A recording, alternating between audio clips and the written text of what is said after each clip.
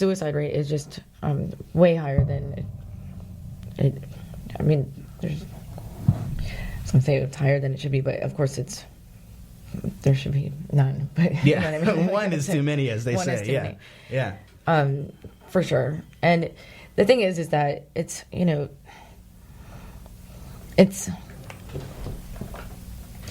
it's kind of a catch-22. People that wouldn't be traumatized by some of the things that are seen in combat, there's some people that can stomach it, I guess, so to speak. Mm-hmm. But we're not supposed to, as human beings, be able to look at something so horrible and be like, huh. I mean, it's empathetic to feel guilt, feel shame, feel compassion, feel sympathy, even when you're doing your job. Yeah. You're doing what you're supposed to do. Yeah. In fact, I know many wise sages who wore... Many what? And wise sages who wore NCO stripes, who would say that the thing that makes a soldier the best is their mind, their empathy, and their compassion mixed with their ability to do the infantry thing, which is you still have to be able to run into that house and tear all those people out of there and put them up on the front yard or in the trucks and take them back to wherever. You still have to be able to do that and still have compassion, even to the people who you have to wrap up. And that is something that's very, very difficult, because it's hard to be forceful and mean and compassionate at the same time. Right, because the Army and the services are only accepting sociopaths. I mean, most people do carry remorse and guilt. It's just human nature for the most part, and so it's pretty common. We have a caller, Kelly. Hi, Kelly. Thanks for calling in. Hey, Tip. Welcome to Moments Clarity. Welcome to Moments Clarity. Is this Kelly Mulroy? Yeah, it is. Hello, my friend. Kelly Mulroy is you? a licensed therapist in the area, and you're a licensed hypnotherapist, certified, correct? Yes. Yep. And I wanted to, I've been listening to the show and the comments, and one of the things that I think exposure therapy and some of the in my opinion kind of archaic techniques for post-traumatic stress, they really need to be looked at, and allow people to kind of be aware of hypnotic techniques, especially with grounding, because one of the things that your guest mentioned was that when you're doing exposure therapy, essentially what you're doing is you're reactivating the amygdala to excite it, to help learn a new association with a trigger. I don't think that kind of technique is beneficial for a large majority of clients. I think maybe it works for some, but definitely doesn't work for others.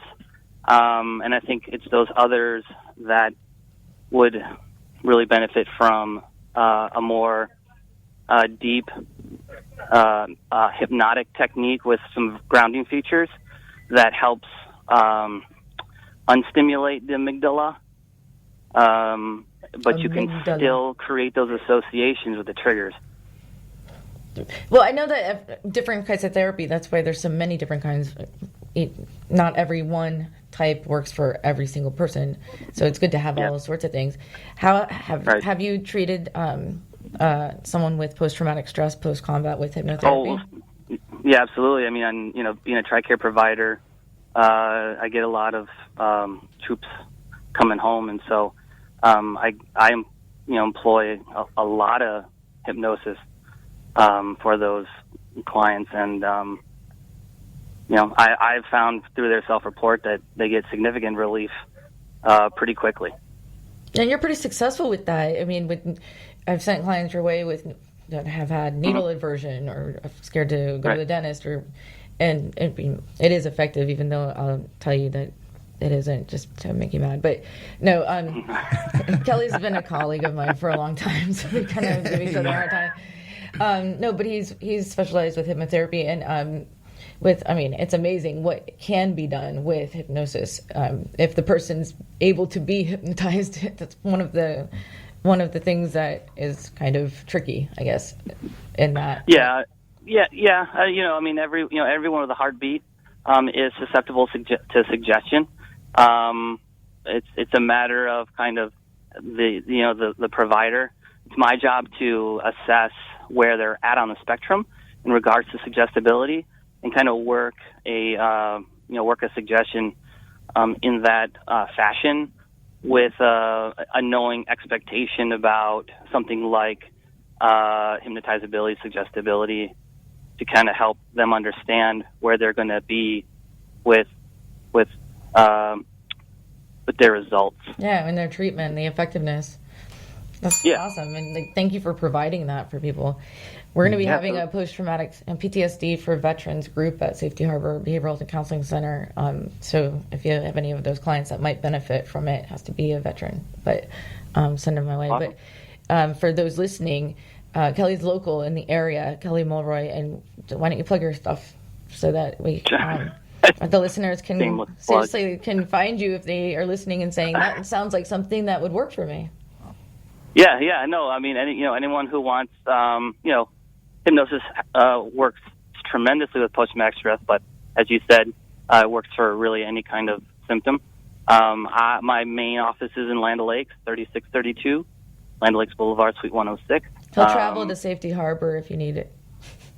I've got people coming from Sarasota, so it's catching on. Mm-hmm. But then I have a secondary location in Brandon, at 710 Oakville Drive, Suite 153 in Brandon.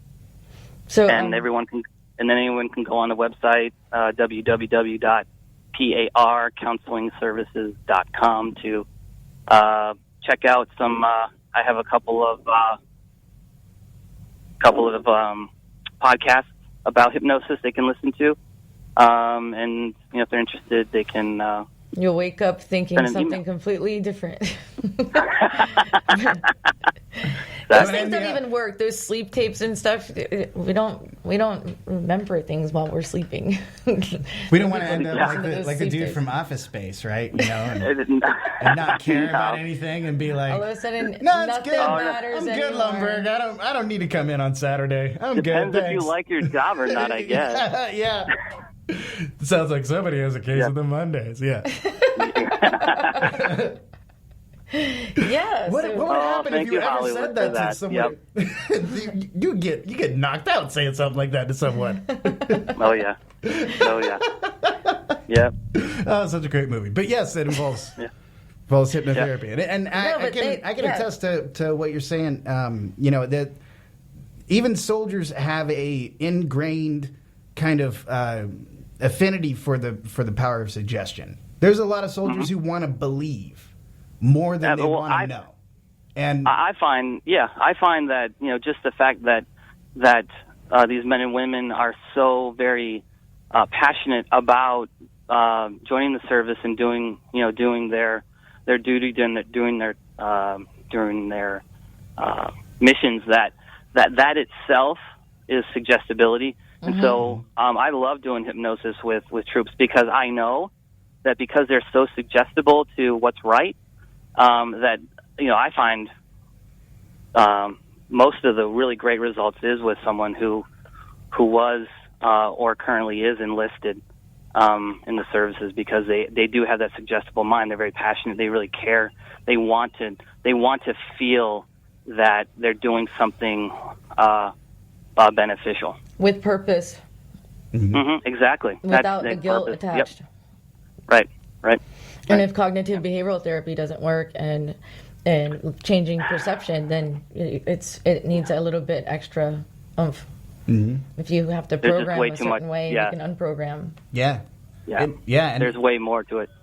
Yeah. No, I know, and I'm not downplaying hypnosis, but I'm just saying that it's there's so many options, and that there's nothing to be ashamed of with post-traumatic stress, and that for our listeners, that if there's some therapy that hasn't seemed to work yet, there's other options. That's why I really wanted you to call in, Kelly, because some people may have not thought of hypnotherapy as of yet, and they probably didn't know that you take TRICARE. So that's another, I wanted that to be said for sure. Kelly gets touchy. He's like, it's more than that. It's hypnotherapy. It's not that easy. Yeah. It's a bunch of foo-foo stuff. No, I'm just kidding. I'm just teasing. Not what Hollywood makes it out to be. What you do is fantastic, and thanks so much for calling in and sharing, Kelly, and for joining the show and what you. It's my pleasure, and thank you to your guest for his service too. Thank you. I appreciate it, man. And I'm a witness that what he does is effective on all levels. So I've seen clients really benefit from hypnotherapy with Kelly Moore. So thanks. Yeah. So thanks, Kelly. You bet. I'm gonna let you all right, I'll talk to you guys later. Yeah. All right. Have a nice day. Thanks for calling in. You too. So there are so many different methods that can help somebody. Yes.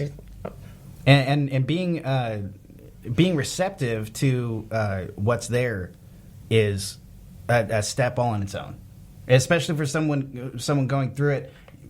Accepting that, even more than acceptance is knowing what the problems are. I know for some of my friends who I served with, it took them much longer after they got out of the service to realize that there were problems, and in that waiting time, you can ingrain really terrible habits and not really know it, but they'll just be what you think. It won't really be like what you do. It'll just be your perception of what's going on around you. And to be able to be... Isn't that what everyone's reality is, really? Yeah, it is. How we see it. Yeah. We can have rational fear, irrational fear, and it can be real, even if it's not rational. Yeah, but the best way to be able to deal with it is to retain objectivity.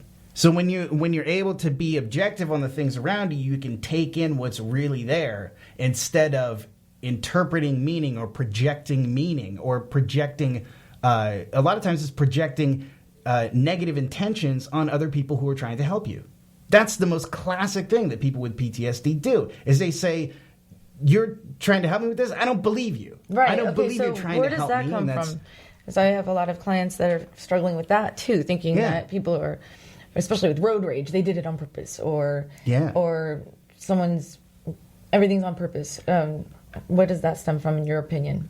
What does it stem from? The anger, insecurity? The irritability with other civilians. It stems from fear and insecurity. 100%. Most of the... Well, that's a contradictory statement. But a lot of times... 100% sometimes. 100%. So it works 60% of the time. It works all the time. But no, in this, I've seen a lot of people who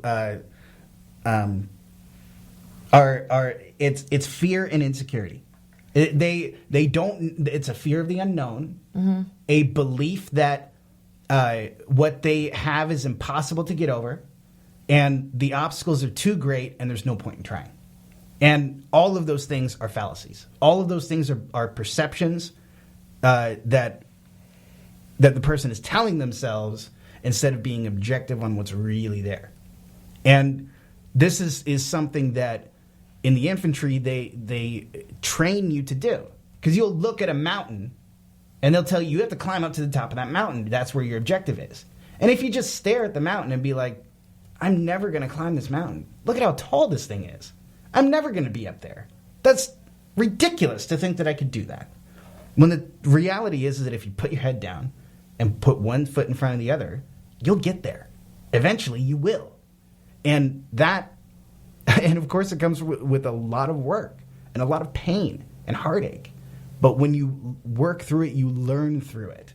And that objectivity helps you manage those perceptions, because really those things are like negative phantasms that are just trying to that are just just part of the negativity of your own mind. It's not really a real thing. It might be an aspect of the obstacle. But it's real to the person. Yeah, it's real to them. But there is really scary. Yeah, there is a truth to it. But there is also a shared reality that includes objectivity. And when you retain that objectivity, I at least for myself, I've found that I've been able to overcome a lot of anxiety and fear and insecurity because I was able to get a grounded view of the world. And a lot of that comes from mindfulness as well. Mm-hmm. Being able to be mindful of what's around you and who's around you, and not judge them, other people around you, but to be able to accept other people first before you judge them is great way to be able to help with that kind of thing. Because that way it changes your perception of their intention. If you think that they're out